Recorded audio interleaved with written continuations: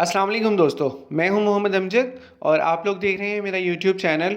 बहुत से दोस्त ये सवाल पूछ रहे हैं कि नेशनल सेविंग्स या कौमी बचत में सर्टिफिकेट्स ऑटोमेटिकली री इन्वेस्ट हो जाते हैं। तो दोस्तों इसका जवाब मैं इस वीडियो में दूंगा। 5 तरह के सर्टिफिकेट्स अवेलेबल हैं। डिफेंस सेविंग सर्टिफिकेट और इसके अलावा बहबूद सेविंग सर्टिफिकेट। ये दोनों सर्टिफिकेट्स का जो ड्यूरेशन है वो 10 साल है। इसके अलावा रेगुलर इनकम सर्टिफिकेट है, ये 5 साल के लिए होते हैं।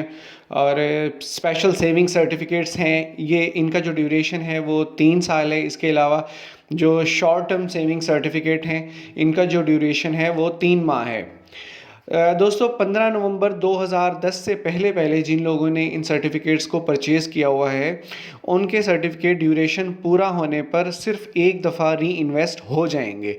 15 नवंबर 2010 के बाद अगर किसी ने ये सर्टिफिकेट्स परचेज़ किए हुए हैं तो उनके री इन्वेस्ट नहीं होंगे। पहले क्या होता था कि लोग सर्टिफिकेट्स लेकर रख लेते थे और 15 साल 20 साल बाद जाते थे तो वो उस पर प्रॉफिट लगता रहता था। लेकिन अब जैसे ही ड्यूरेशन कंप्लीट होगा तो वो आपका प्रॉफिट स्टॉप हो जाएगा। आपको अपनी ब्रांच जाना होगा और उसके बाद आप उनको विड्रॉ करवाएं और विड्रॉ करवा के और दोबारा से अगर आप परचेज़ करना चाहें या री डिपॉज़िट करवाना चाहें तो आप कर सकते हैं। अदरवाइज़ ये री इन्वेस्ट नहीं होंगे। तो अगर किसी के पास पड़े हुए हैं तो जल्दी से अपनी ब्रांच को विज़िट करें, उनको री डिपॉज़िट करवा लें। उम्मीद है वीडियो पसंद आई होगी। वीडियो को लाइक कीजिए, शेयर कीजिए और चैनल को लाजमी सब्सक्राइब कीजिएगा। अपना बहुत सारा ख्याल रखिएगा। अल्लाह हाफिज़।